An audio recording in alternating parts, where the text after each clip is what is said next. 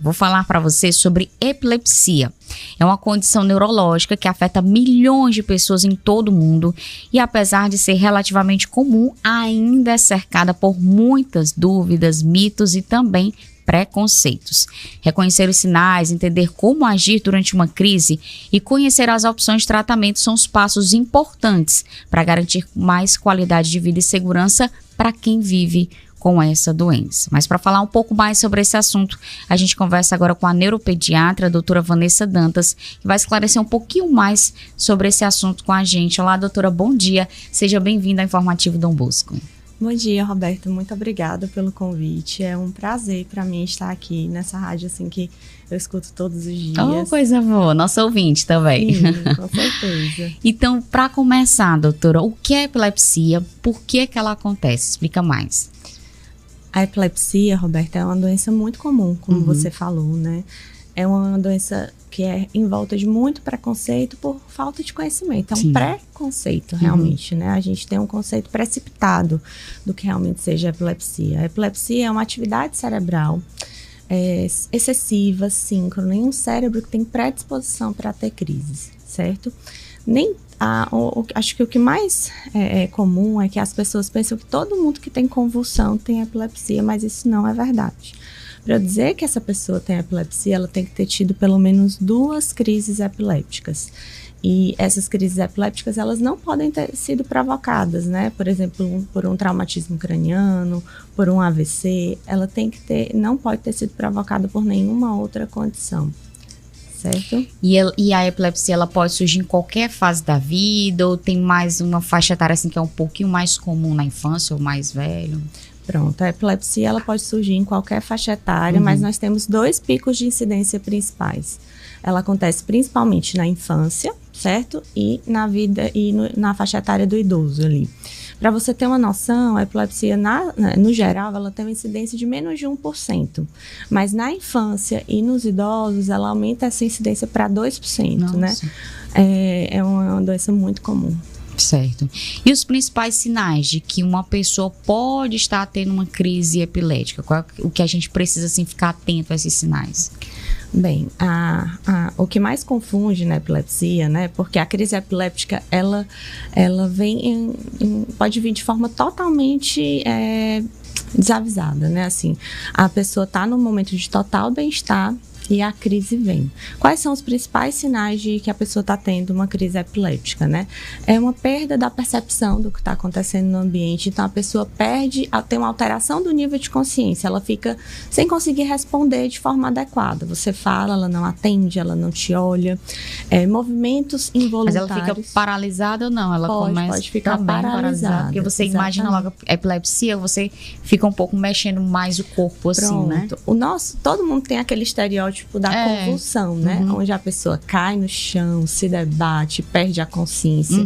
No entanto, existem mais de 60 tipos de crises epilépticas. Olha, eu não sabia. E aí, a crise, ela pode ter comprometimento da consciência ou não. Tá? Nessas que não ocorre comprometimento da consciência, o que é mais comum acontecer? Movimentação involuntária de um lado do corpo, pode ter movimentos automáticos, né? Como o piscar dos olhos, um movimento como se fosse mastigando, movimentando ali a boca. Eu posso ter pequenos choques, sustos, onde eu tenho movimentos proximais aqui dos membros, como se fossem choquinhos mesmo, né? Acho que quem tá aí no vídeo vai conseguir perceber um pouco melhor.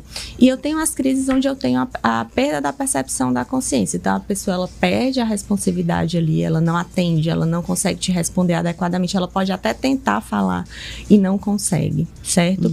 Eu posso ter junto das crises, né, outras sintomatologias, né? O nosso cérebro, Roberto, ele é um mapa. Certo? E dependendo da região onde aquela crise ela se apresenta, a manifestação clínica ela pode vir. Então, não tem a área do nosso cérebro da visão. Então, nas crises onde a irritação cerebral ela é na área da visão, eu vou ter alucinações visuais complexas ou simples. Então, o paciente ele pode continuar percebendo o que está acontecendo no ambiente através dos outros sentidos, né? Então, eu falo com ele me responde, aí ele pode me dizer, olha, eu estou vendo aqui bolas girando, eu estou vendo as coisas aumentando, diminuindo de tamanho, e ser uma crise epiléptica. E doutora, digamos assim, tem alguma predisposição para isso? Sim. É só a condição neurológica? Pode ser um problema genético também ou não? Pronto, as causas de epilepsia a gente divide basicamente entre estruturais, onde eu tenho uma lesão cerebral prévia, que pode ter sido ali no momento da gravidez, no momento do nascimento, ou até mesmo uma lesão cerebral adquirida após um traumatismo craniano, decorrente de um tumor cerebral, inclusive se é a primeira manifestação desse tumor, as crises convulsivas, certo? Ou genéticas, onde as genéticas são divididas entre as identificadas através de testes genéticos e as idiopáticas, onde eu não encontro, faço o teste genético, não encontro, mas eu tenho ali uma história familiar e é porque o ser humano ainda não conseguiu identificar esse tipo. Então, ela pode ter uma lesão estrutural, onde eu faço uma ressonância, uma tomografia e eu encontro essa lesão, ou testes genéticos, ou uma epilepsia genética, onde eu encontro ali, através de testes genéticos, ou uma história familiar ali predisponente, certo? A senhora falou no início, né, a questão de muitas pessoas ainda associam a epilepsia com as convulsões, né? Mas existem outros tipos de crises, né, que podem também passar despercebidos, que foram esses que você falou. Isso. E outra crise que eu não mencionei, Roberta, que é muito comum, principalmente na infância, e que eu acho que vale a pena a gente ressaltar aqui, são as crises de ausência, né? As crises de ausência, Roberta, elas duram segundos. A média de duração são 5 segundos. Olha só como é rápido, né? A ausência é exatamente você chamar a criança, ela simplesmente não responder. São episódios de desligamento. Associado àquele desligamento, a criança para o que está fazendo. Ela está ali fazendo atividade, está pintando, está colorindo, está fazendo uma atividade da escola. Desliga. E geralmente associada a uma mudança na expressão facial mesmo, né? Ela desliga tipo assim, tudo. se ela tá sorrindo ali, fazendo atividade, ela já para de sorrir. Se ela tá se expressando de alguma forma, se tá falando, ela para de falar e depois ela retoma como se nada tivesse acontecido. Nossa. Isso acontece dezenas, às vezes centenas de vezes ao dia. E aí esse tipo de crise, ele se manifesta muito como uma dificuldade escolar. Porque a criança não consegue prestar. Imagine se a gente se desligar um segundo ali do que está sendo explicado, você já não consegue pegar conseguir captar aquele conhecimento, né? E a criança uma criança que tem um desenvolvimento completamente normal, que vinha bem na escola e começa a ter uma dificuldade escolar. Chega muito no consultório, não, meu filho tem um déficit de atenção, TDAH, né? Que está muito sendo falado muito aí hoje em dia, quando a gente vai analisar de forma mais minuciosa, na verdade, aquela criança está tendo crises de ausência. Nossa, engraçado. Com certeza tem muitos ouvintes assim como eu, que não tinham se atentado a isso, né? Porque você tá ali, a criança dá aquela pausa e diz, não, acho que não é nada demais. Principalmente pelo tempo que você falou, coisa de 5 segundos, né? Muito rápido. Mas ali já pode ser, né, um sinal. E outra pergunta que eu queria perguntar para você é, o que deve ser feito quando uma pessoa tá ali, como você falou, tá num contexto assim de bem-estar da pessoa e ela do nada começa a sentir aquela crise. Eu que tô ali do lado, não entendo nada de primeiros socorros, como que eu posso ajudar? Acho que o mais importante nessa sua pergunta é entender que qualquer pessoa pode ter uma crise convulsiva. Então, essa mensagem do que fazer diante de uma crise é muito importante, até para ser passada para outras pessoas, porque Sim. até você mesmo pode ter uma crise. E ter alguém que saiba o que fazer, Roberta, ao seu lado, faz toda a diferença, né? Então, a primeira coisa é manter a calma, né? Porque você precisa ser a pessoa calma naquele ambiente. Você é a única pessoa que aquele paciente, aquela pessoa tendo a crise vai ter. Então, você tem que manter a calma. E posicionar aquele paciente, porque posicionar é muito importante, vai evitar complicações decorrentes da crise. Então, a posição adequada que uma pessoa que está tendo uma crise deve ter é com cabeceira elevada, ou seja, não ficar totalmente deitado, certo? E lateralizado, porque se aquela pessoa vomitar durante a crise, que é um sintoma pós-crise muito comum, vai evitar que aquele vômito vá para o pulmão. E isso gera uma complicação, uma pneumonia, uma queda de saturação. Então, sempre manter a pessoa sentada. Deitada. Isso, de cabeceira elevada, né? Cerca de 30 graus. E aí a gente coloca as opções, né? Pode ser sobre uma almofada. Se não tiver nada para colocar, sobre o colo de alguém, tá? e lateralizada, de lado, certo? Outra coisa que é muito importante é aquele ambiente onde a pessoa vai estar deitada, ele ser seguro, né? Se isso acontecer no meio da rua, colocar em um passeio, né, na calçada, colocar ela longe de qualquer perigo, né, do que pode estar acontecendo ali ao redor. É muito comum durante a crise, como a gente tinha falado, né, são momentos de total bem-estar, que a crise, ela se apresenta, ela acontecer no meio da rua.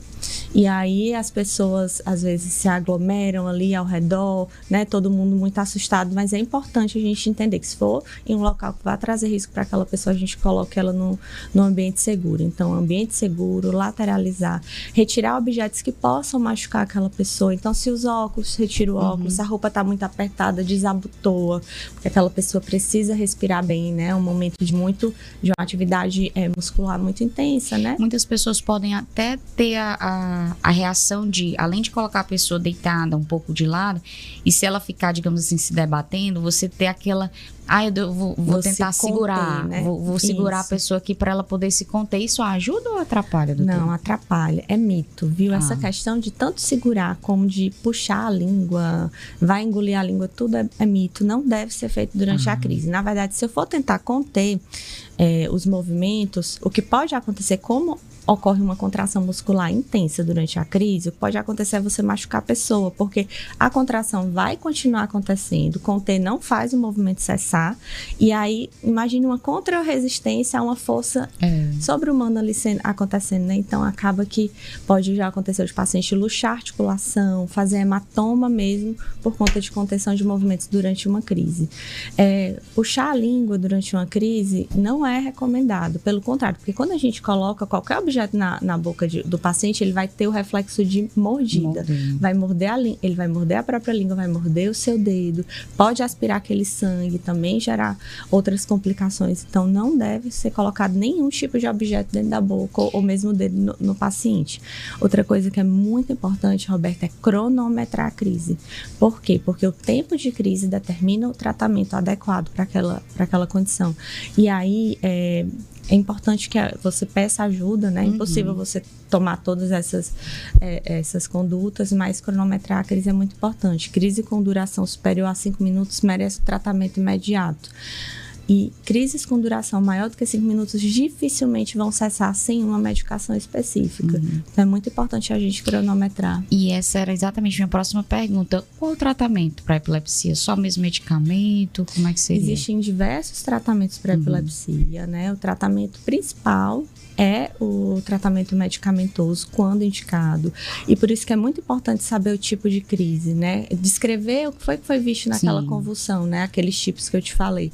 Porque o tipo de crise determina o tratamento adequado, certo? Além disso, Roberta, existem hoje tratamentos que não são medicamentosos. Hoje a gente lança mão de um tratamento muito interessante, que é a dieta cetogênica. É uma dieta que também é remédio, né?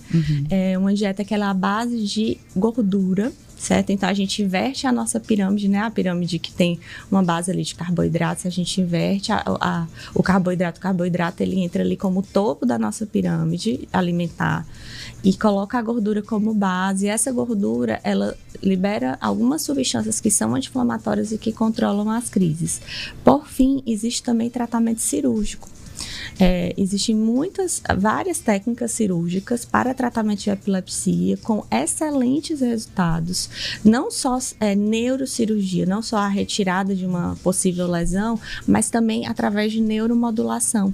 Como a gente tem hoje uma neuroestimulação chamada estimulador de nervo vago, VNS, onde é colocado um eletrodo em um nervo aqui na região cervical, nem a cirurgia intracraniana, né? A gente coloca o eletrodo cervical, ele manda impulsos e controla as crises do paciente. Uma forma de amenizar, né, a vida dessas pessoas. Doutora, a gente já está chegando aqui ao fim da nossa entrevista. Queria deixar o espaço aqui para que a senhora possa fazer as considerações finais. Quem quiser conhecer um pouquinho mais sobre a neuropediatra doutora Vanessa Dantas, como procurar, tem rede social, contato, pode ficar à vontade. Certo, gente. Então, assim, eu queria deixar a mensagem, né, que a epilepsia é uma condição muito comum. É muito importante a gente ter acesso a esse conhecimento, entender o que é epilepsia. Você que sofre hoje, que está ouvindo a gente, que sofre hoje com epilepsia, saiba que existem inúmeros tratamentos. Muita gente acha que não tem jeito para a sua epilepsia. E, na verdade, assim, hoje em Fortaleza nós contamos com vários centros de tratamento de epilepsias que são de mais difícil controle. E nós temos tido excelentes resultados. Assim, nós somos referência mesmo no Nordeste no tratamento de epilepsia, então não desista, procure o tratamento adequado, não ache que a sua condição não tem jeito. E por fim, eu queria deixar aqui o meu contato, né? Claro. Eu sou neuropediatra, neurofisiologista e eletroencefalografista, né? Eu faço um dos exames que são auxiliares diagnósticos para epilepsia. Hoje eu atuo na Clínica AVA, que fica ali no Duets Office Tower, né? No Cocó, certo? Eu vou deixar aqui o contato da clínica. Lá na clínica nós contamos com tanto o exame de eletroencefalo como o vídeo eletroencefalo. A gente consegue registrar, gravar as crises convulsivas e fornecer, assim, o melhor tratamento para esse paciente. Além de diversos testes auditivos, a gente também está com essa parte aí de diagnóstico auditivo, certo? Então, o contato da clínica é 8599-131-8435 e vai ser um prazer ter esses pacientes lá conosco para ajudar nessa jornada de tratamento da epilepsia. Se você não deu tempo para anotar, calma, você liga daqui a pouquinho, assim que encerrar o jornal, que o contato vai estar com a Fabíola na recepção da rádio, tá bom? Lembrando que essa entrevista na íntegra estamos transmitindo ao vivo pelo nosso YouTube dbnews.oficial. Muito obrigada, viu, doutora, pelas informações muito esclarecedoras. Desejo a senhora um bom dia, um bom trabalho. Muito obrigada. Bom dia para vocês também. Conversamos com a neuropediatra doutora Vanessa Dantas, agora 7h25.